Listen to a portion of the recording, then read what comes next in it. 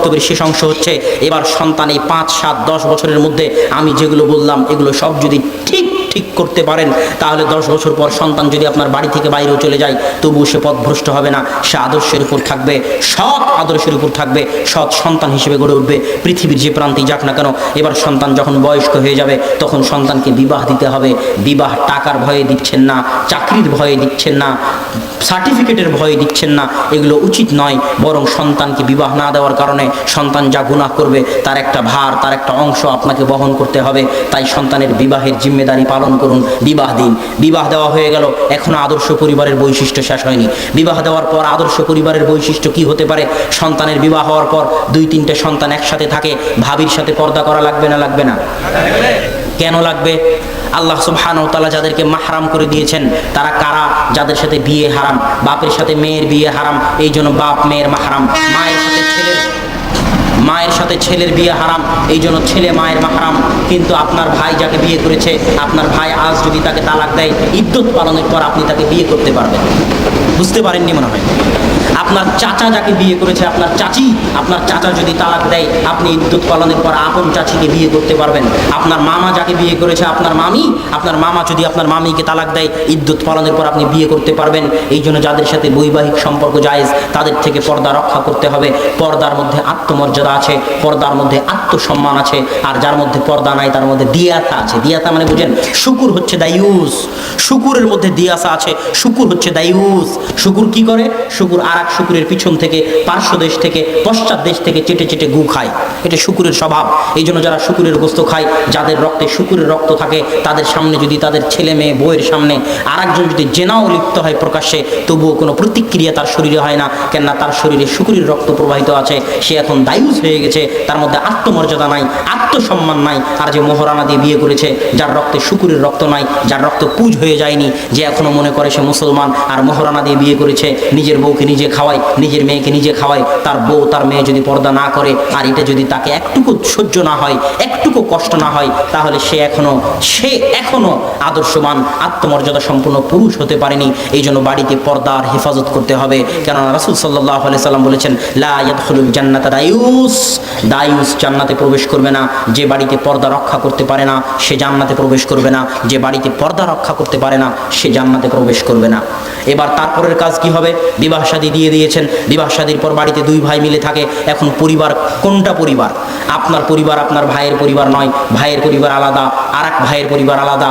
আপনি, আপনার স্ত্রী, আপনার ছেলে মেয়ে এবং আপনার বাপ মা এক পরিবার। 2 ভাই মিলে কোনোদিন এক পরিবার নয়। এই জন্য 2 ভাই একসাথে থাকার যে চিন্তা, এই চিন্তা ইসলাম সমর্থন করে না। বিবাহের পর সবাই আলাদা আলাদা, এটাই ইসলাম সমর্থন করে। সবার পরিবার আলাদা, এটাই ইসলাম সমর্থন করে। এবার যখন বাপ মা বৃদ্ধ হয়ে গেল, তখন বাপ মায়ের খেদমতের দায়িত্ব পালন করতে হবে ওই সন্তানকে। এটাও আদর্শ পরিবারের বৈশিষ্ট্য, এটি ইসলামী পরিবারের বৈশিষ্ট্য। কেননা পিতামাতাই আপনার জান্নাত, পিতামাতাই আপনার জাহান্নাম। পিতামাতা যদি দোয়া করে দিয়ে যায়, সন্তুষ্ট থেকে যায়, আপনি তো বাঁচবেন, আপনার 14 পুরুষ বাঁচবে পরবর্তী।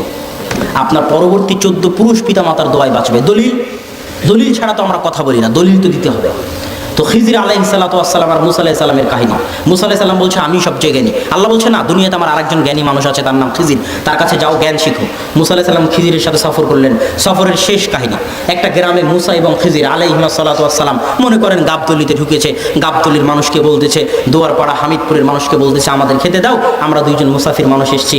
তো হামিদপুর, দুয়ারপাড়া, গাবতলির মানুষ তাদেরকে খেতে দিল না। 2জন নবী, তারা তো জানে না যে তারা নবী। একজন নবী আর একজন আল্লাহর প্রিয় বান্দা, জ্ঞানী মানুষ। তো যখন খেতে দিল না, তখন মুসা আলাইহিস সালামের মন খুব খারাপ। মুসা আলাইহিস সালাম বলছেন চলেন, এই গ্রামে থাকবো না। খিজির বলছেন না, এই গ্রামে একটু কাজ আছে। কি কাজ?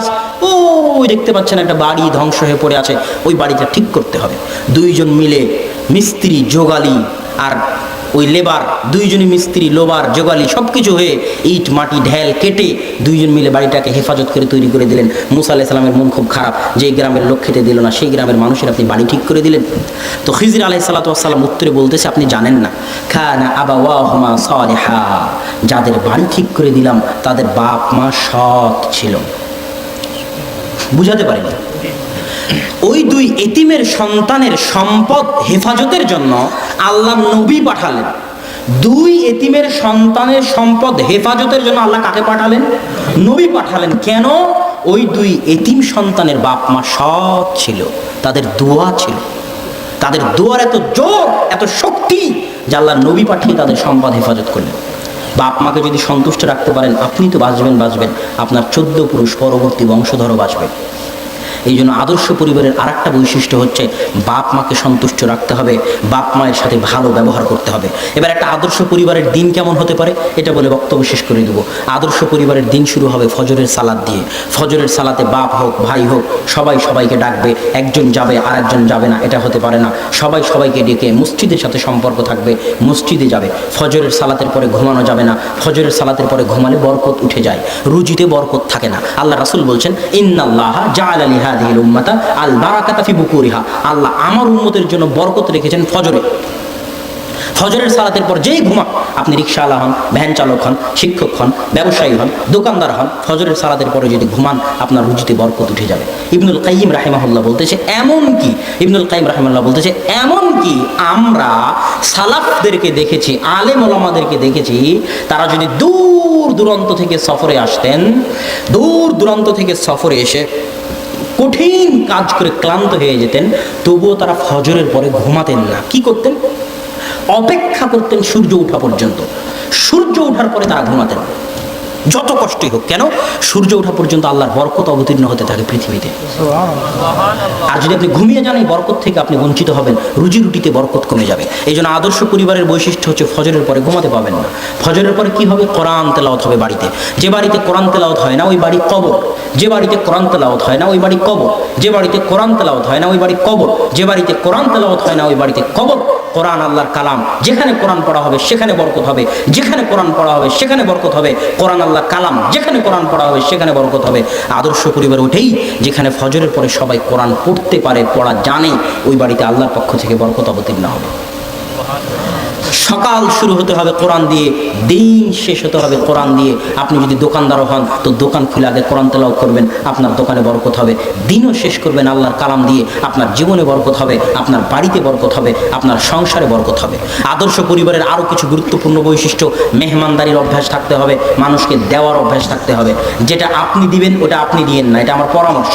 যেটা আপনি দিবেন ওটা আপনি দিয়েন না, আপনার ছোট্ট বাচ্চাকে দিয়ে দেওয়ান। একটা ফকিরকে একটা ভিক্ষা দিতে হবে, আপনি দিয়েন না। বাড়ির ছোট্ট ছেলেকে ডাকেন, আব্দুল্লাহ ফকিরকে ভিক্ষাটা দাও তো বাবা, যাতে সে দেওয়া শিখে। কথা বুঝেননি? যাতে সে দেওয়া শিখে। কোনো সময় কাউকে ফিরিয়ে দিবেন না, সে মুখাপেক্ষী হোক আর না হোক, সে চোর হোক, ধোঁকাবাজ হোক, তাতে যায় আসে না। দলিল বুখারীর হাদিস। বুখারীর হাদিসে আল্লাহ 3 জন বনি ইসরাইলের লোককে পরীক্ষা করার জন্য ফেরেশতা পাঠিয়েছিলেন। হাদিস জানেন তো? সবার জানা আছে না? তো ওই ফেরেশতাকে আসলেই ফকির ছিল? মিথ্যা, ফকির ছিল না তো। ওই ফেরেশতাকে আসলেই গরিব ছিল না তো। ওই ফেরেশতা অভিনয় করে এসে বলতেছে আমি গরিব, আমি মুসাফির, আমার টাকা হারিয়ে গেছে, আমাকে কিছু দেন। কথা বুঝতে পারেননি?